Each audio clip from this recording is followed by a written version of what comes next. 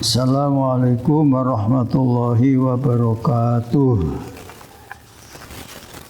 Alhamdulillah, dengan pertolongan Allah, perlindungan Allah, kita semuanya diberi kesehatan, keselamatan dari wabah yang sedang menimpa orang Indonesia atau dunia.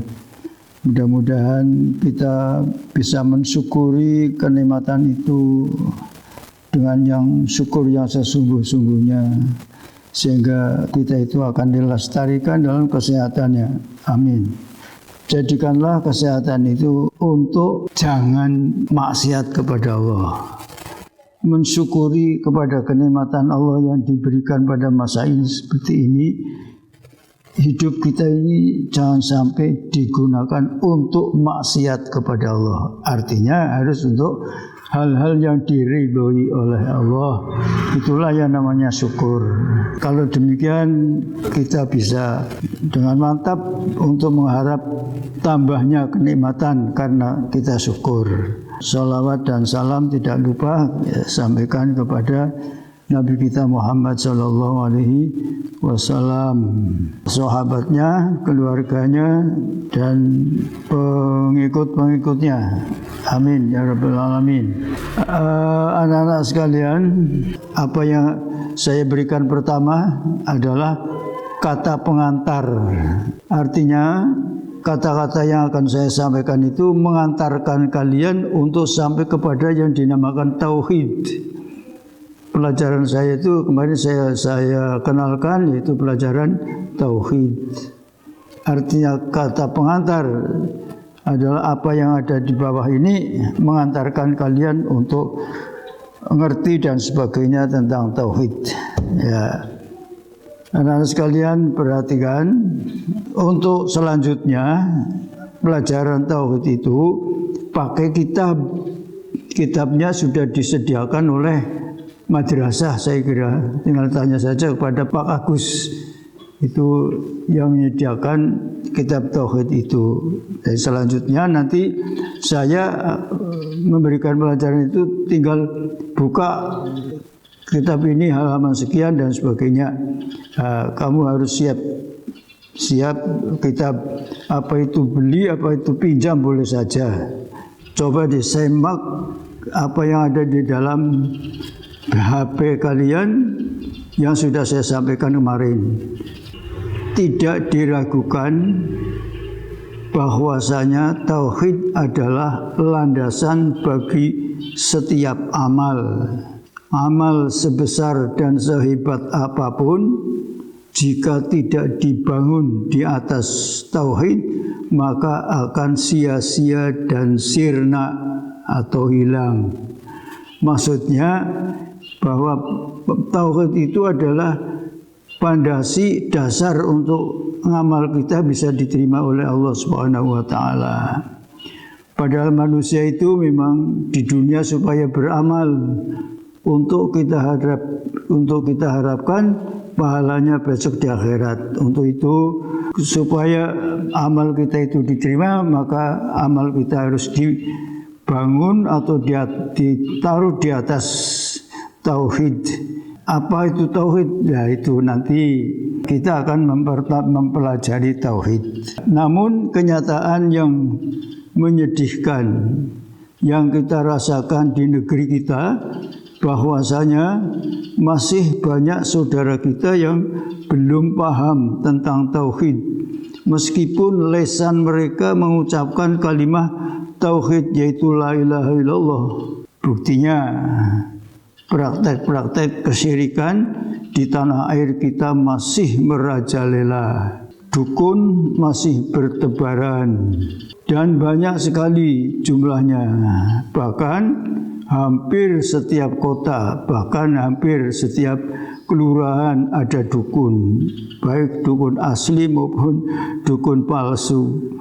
Masih banyak orang yang percaya kepada jimat-jimat, masih menganggap angka 13 adalah angka sial, masih memberikan sesajen ke pohon atau batu besar masih menyembelih untuk jin atau penjaga tanah atau penguasa gunung atau penguasa sawah ladang, masih percaya pada benda-benda bertuah seperti untuk dicari keberkahannya, seperti keris dan batu akik. Semua itu contoh-contoh hal yang mestinya tidak ada. Nah, yang bisa menghilangkan semua itu, insya Allah itu adalah pelajaran atau paham-paham yang dinamakan pelajaran tauhid nanti, di bawah pelajaran tauhid. Dari berbagai macam contoh tadi yang kalian bisa melihat sendiri di negeri kita itu, seperti itulah keadaannya. Mudah-mudahan kita jangan terkena seperti itu. Bahkan kita akan menghapus semua itu. Penghapusan itu adalah dengan pelajaran tauhid, insya Allah. Di antara praktek mencari berkah bernuansa kesyirikan, yang paling konyol adalah mencari berkah dari Kiai Slamet, yang ternyata adalah gelar dari seekor sapi yang berwarna putih, yang jika sapi tersebut keluar maka diperebutkan keberkahannya, bahkan kotorannya diperebutkan. Ini yang ada di negara Solo, Surakarta, di kerajaan sana itu ada kerbau, bukan sapi ya, kerbau, namanya kerbau Slamet. Nah itu kalau keluar terus banyak masyarakat yang ambil minta berkahnya. Ya, belum lagi kalau kita menyelusuri praktek-praktek meminta-minta kepada penghuni kubur, terutama penghuni kubur yang dianggap orang soleh. Dan saya menyaksikan pekuburannya Bung Karno itu terus kemudian di Demak, banyak sekali orang-orang yang minta berkah kepada kuburan yang dikatakan di dalam kubur itu adalah orang soleh.